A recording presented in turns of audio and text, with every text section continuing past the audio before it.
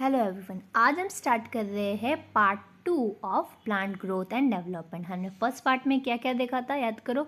Growth देखी थी। Growth हम कैसे देख सकते हैं कि हो रही है कि नहीं हो रही है। हमने देखा था ग्रोथ इज़ फंडामेंटल, हम कैसे उसको मेज़र कर सकते हैं वो सब देख लिया। इस चैप्टर में हम क्या क्या पढ़ने वाले हैं वो देख लिया है, ठीक है। तो आज हम स्टार्ट कर रहे हैं फेजेस ऑफ ग्रोथ। अब ग्रोथ के फेजेस क्या होते हैं, ठीक है। अब यानी इसका मतलब सिंपल होगा कि ग्रोथ कैसे हो रही है हमको वो पता चलेगा। तो आप जो नोट्स बना रहे हो वो लिख दो ऐसे, ग्रोथ यानी फेजेस ऑफ ग्रोथ, उसके नीचे 3 सब हेडिंग लगा दो। कौन सी? First meristematic phase, second elongation phase, third maturation phase. ऐसे आप डिफ्रेंशिएट करके पढ़ोगे तो बहुत ईजी लगेगा, ठीक है।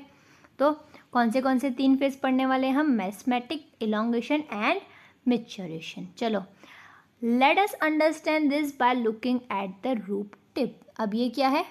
रूट टिप, ठीक है। अब हम इसको देख के समझेंगे कि ग्रोथ के फेजेस कैसे होते हैं। First, the constantly dividing cells both at the root apex and the root shoot apex. अब देखो ये है, ठीक है। इसके अंदर ये क्या है?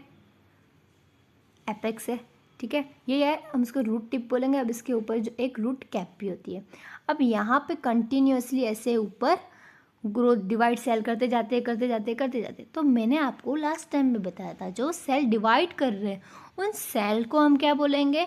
Meristematic cell. तो जब जिस फेज में डिवीज़न हो रहा है तो हम उस फेज को क्या बोलेंगे? Meristematic phase. तो सिंपल, हमको नाम से ही पता चलना है, मेरिस्मेटिक फेज ऑफ ग्रोथ यानी क्या हुआ? ऐसा फेज जहाँ पे सेल्स कंटिन्यूअसली डिवाइड कर रहे हैं। क्लियर है सबको? इतना नाम से ही पता चल रहा है कि जहाँ पे डिवाइड कर रहे हैं cells. The cells in this region are rich in protoplasm. आप बोलोगे क्यों? जैसे एक में से 2 बनना है, ठीक है, तो ऑफकोर्स प्रोटोप्लाज्म बहुत सारा होना चाहिए उसमें। Possess large constituent nuclei. अब न्यूक्लिया भी बड़ा होना चाहिए बिकॉज उसको एक में से 2 न्यूक्लियस बनाने हैं, ठीक है। The cell walls are primary in nature, thin and cellular. आप बोलोगे थिन क्यों?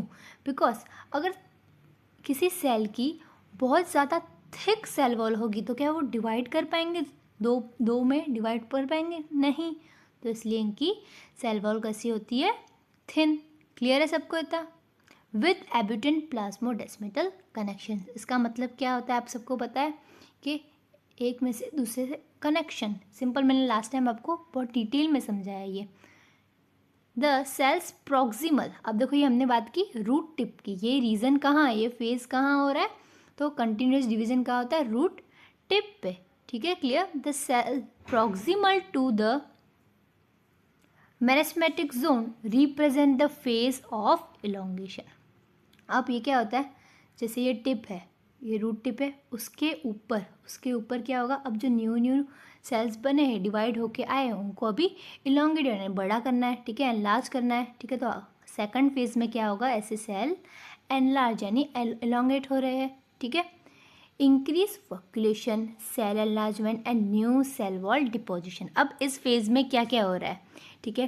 वर्कुलेशन इंक्रीज हो रहा है, सेल एनलार्जमेंट, और ऑफकोर्स छोटे छोटे सेल थे अभी डिवाइड होकर आए वो बड़े होंगे, and new cell wall deposition. और सेल वॉल क्या होगी? न्यू डिपोजिशन, यानी यहाँ पे सेल वॉल डिपॉजिट, क्योंकि अभी अभी आई है वो थिन थी, ठीक है। तो सेल वॉल डिपॉजिशन हो रहा है। ये सब क्या है? Characteristic of the phase elongation phase का, ठीक है। Further away from the apex. अब देखो हम और ऊपर जाते हैं, हमने टिप देख ली, फिर इलोंगेशन देख लिया, अब उससे ऊपर क्या, ठीक है। More proximal to the phase of elongation. Elongation के ऊपर वाला पार्ट, उसमें क्या होगा? lies the portion of axis which is undergoing the phase of maturation। अब elongate हो गए, सेकंड फेज कौन सा है? elongation। वहाँ पे एनलार्ज हो गए, चलो elongate। अब क्या होगा? वो सेल मेच्योर हो जाएंगे, ठीक है। The cells of this zone attain their maximal size in terms of wall thickening। अच्छी तरह वॉल थिक हो जाएगी। हमने देखा था फर्स्ट मेरिस्मेटिक फेज में कैसा थिन थी सेल वॉल, यहाँ पे क्या हो जाएगी? वॉल थिक हो जाएगी, एंड प्रोटोप्लाज्मिक मॉडिफिकेशंस हो जाएंगे। Most of the tissue and cell type you have studied in the earlier classes represent this phase. अब देखो मिच्योर हो जाएगा ना सेल, फिर ही वो अपना फंक्शन करने लगेगा. हमने जो भी सेल्स टाइप पढ़े हैं, टिश्यूज़ की टाइप पढ़े, वो सारे क्या होते हैं, मिच्योर फेज में होते हैं. क्लियर. सो अब हम देखेंगे ग्रोथ रेट. अब हमने फिजिक्स में तो बहुत सी चीज़ में देख लिया होगा रेट कैसे निकालते हैं, तो डेफिनेशन तो आप समझ जाओगे जैसे ही टॉपिक फिनिश होगी. तो चलो पहले पढ़ लेते हैं. The increase growth per unit time is term as growth rate. तो ग्रोथ रेट क्या है, the increase growth per unit time देंगे हम इतना कि इतने टाइम में कितनी ग्रोथ इंक्रीज हुई है, उसको ही हम क्या बोलते हैं, growth rate. Simple language. Thus rate of growth can be express mathematically. अब हम ग्रोथ रेट को देखेंगे मैथमेटिकली. ठीक है. एन ऑर्गेनिज्म और a part of organism can produce more cells in the varieties of ways. अब हम देखेंगे कि एक ऑर्गेनिज्म या कोई भी पार्ट ऑफ ऑर्गेनिज्म सिर्फ एक टाइप से ही ग्रोथ नहीं करेगा. ठीक है. डिफरेंट जैसे हम देखेंगे अर्थमेटिक टाइप की ग्रोथ कैसे होती है और जियोमेट्री कैसे होती है. चलो पहले आपको मैं डायग्राम समझा देती हूँ. ठीक है. ये देखो अर्थमेटिक में क्या हुआ, जैसे एक मेरिस्मेटिक सेल है. अब बताओ मेरिस्मेटिक यानी क्या होता है, जो सेल डिवाइड कर सकता है. तो इसने डिवाइड किया ऐसे. चलो मैं इसके जैसा ही बना रही हूँ. ये मेरिस्मेटिक सेल है, इसने डिवाइड किया ऐसे. इसने क्या बनाया, एक मेरिस्मेटिक सेल, एक परमानेंट सेल. अब मेरिस्मेटिक सिर्फ डिवाइड कर सकते, परमानेंट अपना काम करने लग जाएंगे. फिर से हमने क्या किया, मेरिस्मेटिक का डिवीज़न किया. मेरिस्मेटिक और फिर से क्या बनाया, परमानेंट सेल. ठीक है. तो आपने क्या नोटिस किया, यहाँ पे सिर्फ एक एक सेल बढ़ रहा है. यहाँ पे एक मेरिस्मेटिक बढ़ा, फिर एक परमानेंट बन गया, फिर इसने डिवाइड किया, फिर एक मेरिस्मेटिक बना, एक परमानेंट बन गया. तो इसमें आपने क्या नोटिस किया, सिर्फ एक एक सेल बढ़ रहा है. देखो यहाँ पे देख सकते हैं मेरिस्मेटिक, ये फिर से डिवाइड किया तो एक मेरिस्मेटिक और फिर 3 बन गए. परमानेंट फिर से डिवाइड किया तो एक मेरिस्मेटिक, फिर 4 बन गए परमानेंट. ठीक है. क्लियर है. ये इसको हम बोलते हैं अर्थमेटिक. अब इसमें क्या होगा, कंटिन्यूसली एक सेल ही बढ़ेगा. देख सकते हो आप, ये देखो मेरिस्मेटिक है, फिर इसने मेरिस्मेटिक और परमानेंट बनाया, फिर इसने फिर से मेरिस्मेटिक और परमानेंट बनाया, फिर से एक मेरिस्मेटिक और परमानेंट बढ़ाया. ठीक है. परमानेंट तो बढ़ते जा रहे हैं वो भी. ठीक है. और मेरिस्मेटिक क्या हो रहा है, सिर्फ एक बढ़ रहे हैं. ठीक है. इसको हम बोलते हैं अर्थमेटिक. क्या इसकी ग्रोथ ऐसे कांस्टेंट बोल सकते हैं हम. ठीक है. इसको बोलेंगे हम कांस्टेंट ग्रोथ. ठीक है. ये अर्थमेटिक टाइप का था. अब हम जियोमेट्रिक देखेंगे. जियोमेट्रिक में सिर्फ मेरिस्मेटिक हो गए और उसमें दोनों मेरिस्मेटिक बनेंगे. ठीक है. परमानेंट नहीं बनेगा. तो ये कंटिन्यूसली मेरिस्मेटिक. अब आप देख सकते हो इसमें क्या हुआ, ये एक मेरिस्मेटिक था, 2 बने, फिर 4 बनेंगे, 4 से 8 बनेंगे, 8 से 16 बनेंगे, ऐसे कंटिन्यूसली बढ़ते जाएंगे. इसको हम क्या बोलेंगे, जियोमेट्रिक. तो आपने अर्थमेटिक और जियोमेट्रिक में डिफरेंस समझ लिया. अब देखो जब जाइगोट बनता है, हमने देखा है एक ओवम एक स्पर्म से, किस में देखा है, ह्यूमन बींग्स में. और जाइगोट प्लांट्स में कैसे बनता है वो भी हमने देख लिया है कैसे बनता है, पोलन ग्रीन, वो आपको याद होना चाहिए अभी ये सब. ठीक है. तो जाइगोट बन गया, तो हम जाइगोट की बात कर रहे हैं. जाइगोट आप भले प्लांट में देखोगे या ह्यूमन में देखोगे सेम. ठीक है. जाइगोट जब डिवाइड होगा तो हमने देखा से 2 से 4 होता है, 4 से 8 होता है. ठीक है. तब क्या होती है, जियोमेट्रिक फेस. ठीक है. ऑफकोर्स तब क्या होगी, जियोमेट्रिक फेस हमने देखा कि उसमें क्या होता है, 2 से 4, 4 से 8 ऐसा होता है. जब जाइगोट डिवाइड होगा तो हम उसको बोलेंगे जियोमेट्रिक फेस. फिर आ जाता है धीरे धीरे, जब पूरा ग्रोथ हो जाता है ऑर्गेनिज्म, फिर होता है अर्थमेटिक फेस. क्लियर है सबको इतना, अर्थमेटिक क्या होता है, जियोमेट्रिक क्या होता है. चलो अब एक बार हम रीड कर लेते हैं, समझ आ गया होगा आपको. अब मैंने आपको जियोमेट्रिक का ग्राफ नहीं समझाया, वो ग्राफ अभी बाकी है. चलो अब देख लेंगे. The growth rate shows an increase that may be arithmetic और जियोमेट्रिक. देख लिया हमने, ग्रोथ रेट या तो अर्थमेटिक हो सकती है या तो जियोमेट्रिकल हो सकती है. In arithmetic growth following mitotic cell division only one daughter cells continues to divide while the other differentiate and mature. हमने क्या दिया था कि सिर्फ अर्थमेटिक में क्या होगा, एक मेच्योर होगा, उसमें से क्या हो जाए, एक मेरिस्मेटिक सेल होगा उसमें से एक परमानेंट सेल बन जाएगा, एक मेरिस्मेट में रहेगा। ठीक है, देख लिया था हमने, क्लियर था इतना सबको, सिंपल था, फिर से मैं एक्सप्लेन नहीं कर रही हूँ पर यहाँ पे सब लिखा हुआ है। The simplest expression of arithmetic growth is exemplified by a root alonging at a constant rate। अब इसमें क्या होगी, ग्रोथ कैसी होगी, ये कांस्टेंट होती जा रही है। ठीक है, ऑन प्लॉटिंग द ग्राफ, हम जब ग्राफ करेंगे तो ऐसे कांस्टेंट होगी। क्लियर, एक एक एक ही बढ़ रहा है। ठीक है, तो हमको क्या मिलेगा, लीनियर कर्व। ठीक है, सिंपल है। अब देखो हम मैथमेटिकली ग्रोथ को काउंट कैसे कर सकेंगे। ठीक है, कैसे पता चलेगा कि ये रेट है इतना। ठीक है, अब देखो लेंथ हमको कैसे काउंट करनी है, ये फॉर्मूला बहुत इजी है, बहुत। ठीक है, हमको चाहिए लेंथ एट टाइम के कितने टाइम में कितनी लेंथ हो रही है। पहले हम इनिशियल L0 यानी क्या है, इनिशियल लेंथ कितनी है, हम वो भी तो देखेंगे कि पहले कितनी है फिर बढ़ कितनी रही है। आर का मतलब क्या होगा, बताओ, आर का मतलब क्या होगा कि हमको पता है कि 1 सेंटीमीटर में 1 आवर में 1 सेंटीमीटर बढ़ रहा है, उसका मतलब क्या हुआ, आर। ठीक है, और टी मतलब हमको अब देखना है कि 5 आवर्स में कितना बढ़ रहा है। चलो हमको क्या फाइंड करना है, एल टी। सिंपल मैं आपको बता देती हूँ, हमको क्या फाइंड करना है, एल टी। अब इनिशियली ग्रोथ है प्लांट की 5 सेंटीमीटर। ठीक है, फिर हमको प्लस क्या करना है उसमें, रेट पर टाइम। ठीक है, कितना हो रहा था, 1 सेंटीमीटर पर आवर हो रहा था, और हमको अब 5 मिनट में देखनी है, तो सिंपल आ जाएगी लेंथ। ठीक है,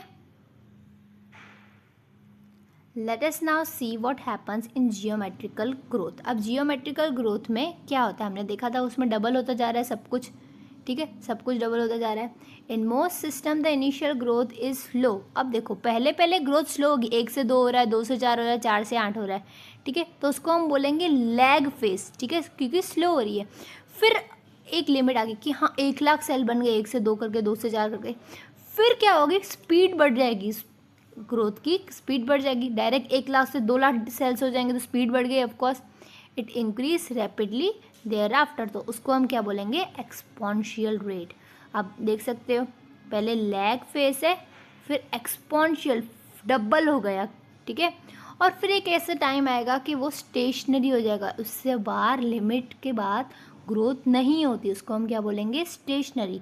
तो हमने जियोमेट्रिकल में कैसे समझा कि पहले लैग फेस, वहाँ पे स्लो ग्रोथ हो रही है, फिर एक्सपोनेंशियल में क्या हो रही है, एकदम फास्ट, फिर आके एक जगह पे स्टेशनरी हो जाएगी यानी रुक जाएगी।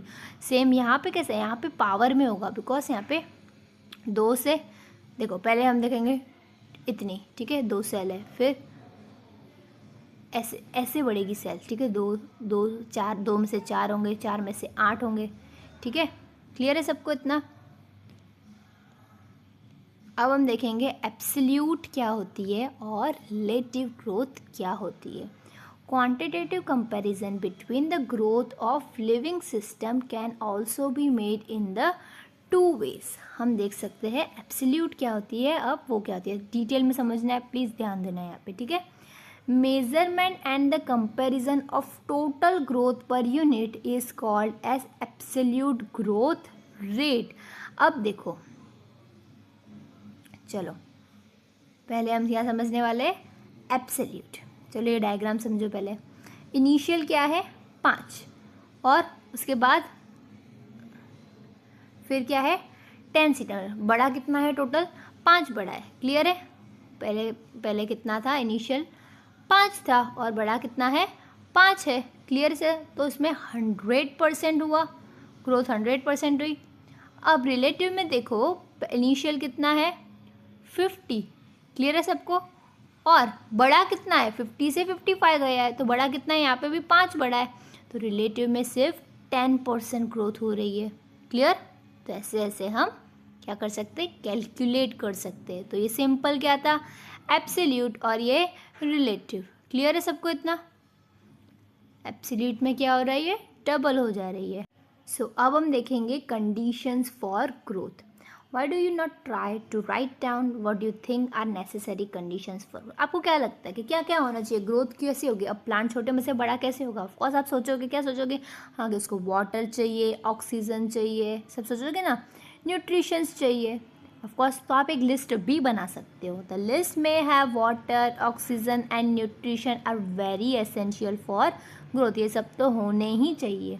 The plant cells grow in size by cell enlargement which in turn required water. Of course cell बड़ा कैसे होगा, वो उसको क्या चाहिए होता है, वाटर।